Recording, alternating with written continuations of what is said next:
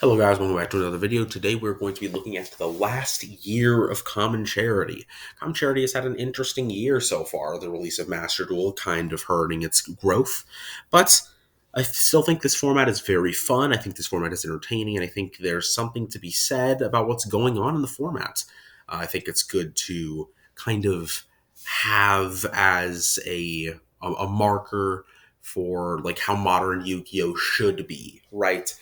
Things like there's no like billion negate floodgate turbo decks. There's nothing really like that. It's a lot of very fair and fun Yu-Gi-Oh to be played in Common Charity, and I think it's pretty unexplored. A big misconception I see with the format is that it's solved. The format one cannot be solved. 100 cards come to the game every couple months, but two, the format's not solved at all in general. I don't even think lists have been perfected. There are so many different ways. There are like 800 variants of Predaplant you can play. There are so many different ways you can like tech Lunalight out. We don't even really know if Fogblade is optimal yet. The decks aren't actually solved. That's a take of people who like think Goki is a good deck, right? Don't listen to people who say the format is solved. And I we'll just move on from here to January of 2022. In January of 2022 was a pretty interesting year. I think that Volcanic was kind of seen like things decks like Volcanic were seen as like a good decks. Penguin, Paleozoic. There are a lot of early testing with kind of bad decks. Things like Fabled were first making their appearances here. People were just sharing around clips of like, "Yo, I got a tier 0 Common Charity deck. I'm making Cosmic Blazar, 3 Blazars turn 1." A lot of high roll stuff. Goki was considered a good deck still for some reason. Things like making towers was still like fine. At some point, I think people started just main decking kaiju's, which is why towers turbo decks are so bad right now. But yeah, I think this is the most early and volatile form of Common Charity. Things like Melfi had like 8 tops or something. It was wild. But moving into February 2022, things started to get a little bit more grounded. Tenyi and Lunalight were both seen as the best decks, along with Goki following behind at like tier 1.5, whatever you want to call that, high tier 2, rather. I think decks like decks like Tenyi and Lunalight were both like decent being decks being floated around and starting to be built. People here still thought making Sahasrara turn 1 was a good idea. Uh, in a format where you can make 7 like 3 rank 4s turn 1, people still thought making an untargetable indestructible guy was good enough. Things like we haven't really developed any like lava golem stuff going second. Proof and S was like just being found out. A lot of things about Tenyi were still unsolved, and the same thing about Lunalights. People are like just starting to figure out the Phantom Knight engine, and people are kind of just starting to lab out variants where instead of just making Saber Dancer or something turn 1, you actually make rank 4s. And things were going good for the format and the rogue deck sections too. A lot of other rank 4 decks, Time Thief, Shark, Suship, all the other like bad rank 4 decks that we know today were kind of just starting to be developed. Same thing with the synchro combo decks that we have today. Decks like, let's say, Fables, that other like wombo combo decks were starting to be phased out of the meta. They were mostly just things to get clips from, not real decks.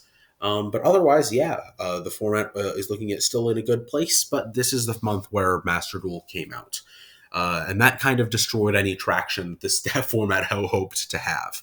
We used to get like 60, 50 person tournaments. At this point, we're getting 20, 15, 20 person tournaments. It doesn't look like how it does now. I'll say that. Or well, it didn't look like how it does now. I'll say that. But the format has been in an uptick recently. A lot of new people are joining the Discord, so in a good situation either way. March of 2022 is when Tiger got unlimited to 1. Now, a lot of people, because of this unlimited, have the another misconception about the format, which is that tier 0 Lunalight, combo, make a billion negates, OTK through 700 hand traps. This just isn't correct, right? Tiger is a good card for sure, but it's not, one Tiger does not break the deck. The deck is good and definitely now the best deck, for sure better than Tenyi at this point, but I think the deck still has a lot of competition and there's a lot of game to be played. Other things that happened in March 2022 is that people finally started getting off the Sahasrara control variant of Tenyi, started getting on the Lava Golem going second variant, which is kind of developed into being the actually good variant of the deck, along with Goki players being phased out of the meta almost entirely, at least at this point. The Towers Turbo decks, one, get absolutely eaten alive by Tenyi, just like Lava Golem over 2 power loads, and then you just lose the game immediately. Worst case scenario, you're still getting Kaiju over 1 and like beat over another one. The one power load isn't very threatening. April 2022 was the first time new cards shaked up the meta. Teekboo being released made Scrap a top 5 deck.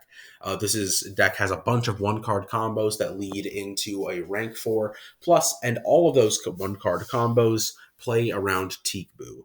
All of the scraps are different types. Essentially, what really happened here was that decks started improving and getting perfected. Starting to get perfected at least. We're even to this day, we're still not sure how good and like how necessary is it to cut things, like how many wolves should you play. People are playing 2, 3, people are playing 1 at this point still. There are a lot of different innovations happening at this point. Scrap also made its way into a tiered deck. May 2022 was the release of Dimension Force, which means that Predaplant was released. Predaplant is right now is the second best deck in the format, better than Tenyi in my opinion. Some may contest that, but I don't. I think Predaplant is definitely better than Tenyi. However, I think here it starts proving its metal. It's not. I'd say at May it probably wasn't better than Tenyi at this point, but at least we can pretty much definitely, and I can confidently say that Predaplant is a top 3 deck and a tier 1 deck. What this deck does is that, me saying it does everything isn't just a way for me to minimize so I can just not explain what the deck does. The deck literally just does everything. It puts up disruptions, it breaks boards, it can pretty much easily recur itself. There's no it has a resource loop. It can beat through multiple rank 4s. It can beat through multiple different other disruptions. Super Poly is broken. There's nothing else to say, really. The only reason it's worse than Lunalight is because Lunalight can actually do their thing every turn, and also Predaplant doesn't OTK very well. It's like it's like fine at OTKing, but it doesn't kill occasionally, which does leave openings for Lunalights. June 2022 changed a lot of that. It still doesn't OTK very well, but now that we have copies of Starving Venom Fusion Dragon and Predaplanning, the deck is much more consistent disruption, now ending on something like Predaplanning plus Dinomicious, which is a mass negate plus 1 monster negate. Anything with a Predaplant token can't activate its effects, so something like going Predaplanning, put Predaplant tokens on every monster on the field is broken. Turning their monsters to level 1 is also an underrated part of the deck. Essentially, they can't really a lot of decks can't really play around that. Other things that happened in June 2022, I believe, other than Legendary Duelists, Duelists of the Deep came out. Marinsas sucks. I don't know. There's no other way to explain it. It's like Goki, except instead of committing your entire hand into 2 towers and follow-up play, you commit your entire hand into like half of a towers because it can be outed by MST, but just killing the Battle Ocean. The deck unfortunately sucks ass. July 2022 was another interesting period because nothing new released in July 2022. But there was a lot of testing around the rogue options, and Therion became a decent deck. The only reason I put it here is because I want to share my theories that I think Therion is going to be the new tier 1 deck when we get the reprint sets of 2023. Therions are like the easiest reprint targets of my entire life. I mean, they're come on. It's not tier limit or sprite, but they're still expensive as fuck. Yeah, I mean, this is the easiest reprint of my entire life. If they put any, like literally any Therion main deck monster name into the format, it will make the deck instantly either tier 1.5 or tier 2, like high tier 2. And then if they put like Regulus or Lily into the format, I mean, it's just going to be like the easiest tier 1 of my entire life. Yeah, I mean, this deck's going to get a very good later. But yeah, I am using this time to talk about that because nothing happened in July 2022. August 2022 is the release of Pote, which means that there are a lot of decks that got better. Crawler got Soma. Crawler doesn't do much with it, but the next deck will. Melfi got Wallaby and the Synchro guys, essentially making boosting Melfi up into its tier 1.5, high tier 2 spot. It's definitely a top 10 deck in the format, and it's a pretty good deck to play. The tier limit Merly is released here, which will later help Predaplant. Yeah, pretty much. Yeah, this set just made the format so much better. This set made it gives Sue Ship another card. That deck still sucks, but I mean, hey, at least they have another card now. Yeah, this set was awesome. September 2022, Crawlers. This is the deck Crawler Soma helped out. They reprinted pretty much every B Trooper at common. The only one they didn't reprint is like Scout Buggy, which is like, okay, that sucks, but you know, we can play without it. Just play more Insect Extenders. So essentially here, it's just TCG B Trooper, except we don't have Scythe or we don't have Scout Buggy. So what you're playing is essentially this is like Sahasrara Control. Back when when we were still experimenting with Tenny.